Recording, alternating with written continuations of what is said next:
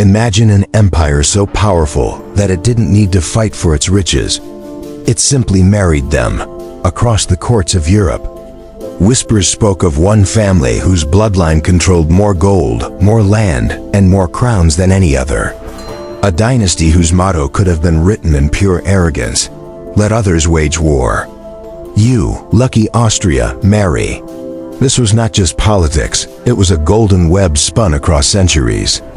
The Habsburgs, masters of strategy and ceremony, didn't just rule empires, they collected them. With every royal wedding came a new territory, a fresh fortune, and another crown gleaming under their control. From the icy Alps of Vienna to the burning silver mines of Potosi, from the halls of Madrid to the heart of the Holy Roman Empire, their influence stretched like veins of gold across continents. By the height of their reign, the wealth they commanded would be worth over $500 billion today. But behind the jeweled crowns and silk-lined palaces lay something darker, a story of obsession, incest, and the dangerous price of eternal power. Their riches were not only built on gold, but on blood, royal blood, recycled through generations in the desperate pursuit of purity and control. As we step into the grand courts of Vienna and Madrid, you'll see how one family reshaped Europe, not through conquest, but through love letters sealed in gold.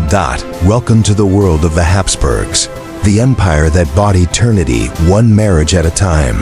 To understand the power of the Habsburgs, imagine a family whose reach stretched farther than any army, whose signature on a marriage contract could redraw the map of Europe.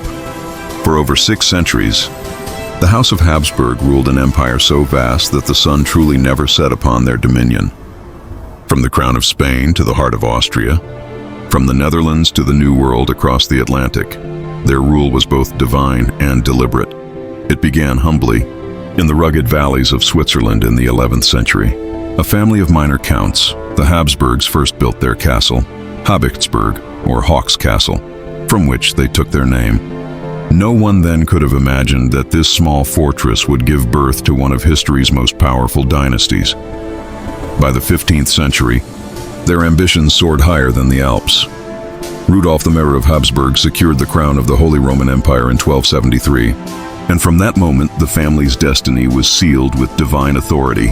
Every generation refined their strategy, not through swords, but through alliances.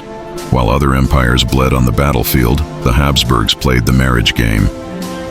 Their daughters became queens, their sons emperors. By marrying into the ruling houses of Spain, Portugal, Hungary, and Bohemia, they turned Europe into a family business.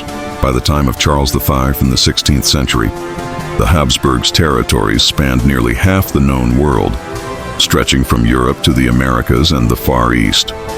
Gold from the New World poured into their coffers, enriching cities like Vienna and Madrid. Their empire was so immense that courtiers boasted, in the Habsburg realm, the sun never sets, and indeed it didn't. While Spain basked in the glow of American silver, Austria reigned over the heart of Europe. The family's wealth was both visible and invisible, hidden in vaults, invested in wars, and immortalized in marble palaces. But their rise wasn't just about money. It was about divine destiny. The Habsburgs believed God himself had chosen them to rule. Every coronation, every portrait, every palace echoed that sacred belief. Their presence became almost mythic. Emperors who saw themselves not as men, but as chosen instruments of fate. Still, beneath the gold leaf and solemn ceremony, the cracks were forming. The marriages that had built the empire would soon begin to weaken it from within. But before their downfall came unimaginable prosperity, a golden age of power, art, and absolute wealth. This is how Europe became their inheritance.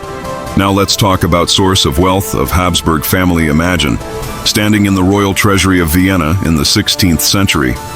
Before you are chests of gleaming coins, golden chalices encrusted with rubies, and crowns that once sat on the heads of kings across Europe.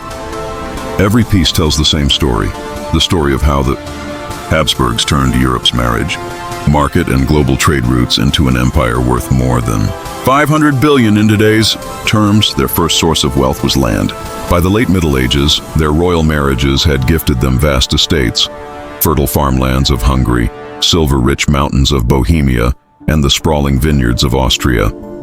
But when Philip the Handsome married Joanna of Castile, daughter of Spain's Catholic monarchs, the Habsburgs struck gold, quite literally. Through this union, the family inherited Spain and with it, access to the New World. From 1500 onwards, ships sailed from the Americas to Spain loaded with unimaginable riches, gold from the Aztecs, silver from the mines of Potosi in modern-day Bolivia, and pearls from the Caribbean. Historians estimate that between 1503 and 1660, over 16,000 tons of silver and 185 tons of gold arrived from the New World. A haul worth more than $300 billion today. Most of it ended up in the Habsburg treasuries of Madrid and Vienna, financing their palaces, armies, and divine image. But gold alone didn't sustain them. The Habsburgs were masters of monopoly and marriage diplomacy. Their control of trade routes across Europe allowed them to tax merchants moving goods between East and West. They ruled the Netherlands, Europe's economic heart, and through it, benefited from the spice trade, textiles, and early banking. Their family marriages were as strategic as any economic plan. By marrying into Portugal, they gained access to global colonies from Brazil to the Indies. By joining with Burgundy, they inherited the wealthiest duchy in Europe. Each alliance was a merger, each wedding a financial conquest, and they didn't just hoard wealth, they made it work for them. The Habsburgs established complex treasury systems, the Hofkammer in Vienna and the Casa de Contratación in Seville, to manage taxes, trade revenues, and mining profits. Their bureaucrats were among the best trained in Europe, recording every shipment, coin, and debt owed to the crown. By the 17th century, the Habsburgs controlled not only the flow of gold but also the politics of credit. European bankers, from the Fuggers of Augsburg to the Genoese financiers, lived or died by royal favor. And at the top of it all sat the Habsburgs, the world's richest family, their fortune flowing like rivers of molten gold from across the oceans and continents. Their empire wasn't built in blood, it was engineered in gold. Wealth on the scale of the Habsburgs demanded more than luck or royal marriages. It required an intricate system. A golden machine that turned silver from the Americas, taxes from peasants, and tributes from nobles into a controlled empire of finance. At the heart of this system stood the Hofkammer, the imperial treasury in Vienna. It was not simply a vault, it was an entire bureaucracy. Led by ministers who reported directly to the emperor, it tracked every ounce of mined silver, every import from Spain, and every shipment of grain, wine, or wool taxed within the empire's vast borders. The Habsburgs understood that power depended not just on wealth, but on how that wealth moved. The empire's structure was layered. Local nobles collected taxes, cities paid tariffs, and the church contributed vast sums through its loyalty to the Catholic monarchs. The Habsburgs perfected this balance, rewarding loyalty with privileges and punishing defiance with financial ruin. In a Europe where most kings borrowed from bankers, the Habsburgs became the bank. In Spain, another pillar of wealth governance was built, the Casa de Contratación, founded in Seville in 1503. This institution regulated every ounce of treasure crossing the Atlantic. It issued trade licenses, taxed colonial goods, and ensured that royal officials knew exactly what was coming from the mines of Potosi or the fields of Mexico. Every ship had to register its cargo, and every coin bore the royal seal. The system was designed not only to control wealth, but to remind the world who owned it. Financiers such as the Fugger family of Augsburg played a crucial role. They lent enormous sums to fund Habsburg wars and coronations, in exchange for monopolies on mining and trade. The Habsburgs, in turn, controlled them through royal favor and debt manipulation, a delicate dance of dependence and dominance. Through these networks, the family built what historians call the first globalized economy. Gold from the Americas funded troops in Europe. Taxes from Austria financed fleets in the Mediterranean. The empire's money flowed through Venice, Antwerp, Genoa, and Vienna, a web that held Europe together under their watch. But the Habsburgs also saw wealth as divine order. To them, money was not merely a tool of governance. It was proof of God's blessing. Their portraits depicted emperors surrounded by coins, maps, and symbols of authority, a visual sermon of heavenly right and worldly success. For centuries, This system sustained an empire that was as much spiritual as it was financial. Yet beneath the marble and gold lay the same weakness that would haunt every dynasty. Too much power, held by too few for too long. The machine was magnificent, but it was not immortal. Spending and lifestyle. The Habsburgs lived as if their empire were a stage, and every day a performance of power. From Vienna's Hofburg Palace to Madrid's El Escorial, their residences were not merely homes but statements carved in stone and gilded in gold.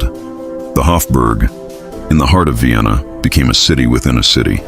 Hundreds of rooms adorned with mirrors, marble columns, and walls lined with portraits painted by masters. Every ceiling carried the weight of divine imagery. Emperors ascending toward heaven, surrounded by angels, banners, and bursts of golden light. Visitors who entered these halls were meant to feel small, awed, and obedient. Art and architecture were essential instruments of rule.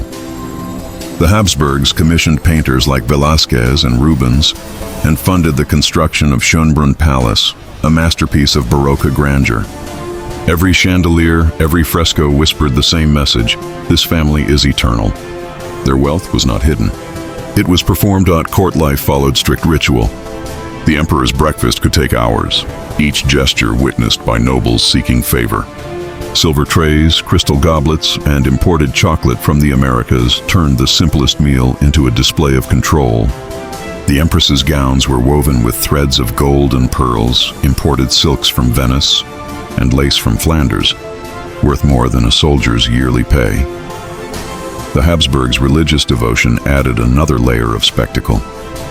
They funded cathedrals and monasteries that shimmered with gold leaf and sacred art. Every altar became a declaration of both faith and fortune. During Easter or coronations, they paraded through streets lined with banners, incense, and music, turning piety into theater. Yet their spending was not limited to art and ceremony. The imperial treasury financed vast armies and fleets. Each campaign against the Ottomans or in the 30 Years' War required fortunes: thousands of cannonballs, miles of armor, ships loaded with gunpowder, and soldiers paid in silver minted from American mines. The empire's wealth bought not only comfort, but also survival. Banquets were legendary. At imperial weddings, tables stretched the length of courtyards, set with roasted swans, marzipan castles, and fountains of wine. Musicians played for days. In Spain, under Philip II, even mourning ceremonies cost millions in gold, draped in black velvet and silver-threaded tapestries. To the Habsburgs, luxury was governance. Splendor justified their divine right to rule. Their jewels, their processions, their music, all reminded subjects that the dynasty stood above ordinary life. But beneath the candlelight and perfume, debts quietly multiplied. The empire's splendor came at a cost it could not sustain forever. Every feast, every fresco, every jeweled crown carried the same hidden weight: the slow decline of a fortune too vast to control.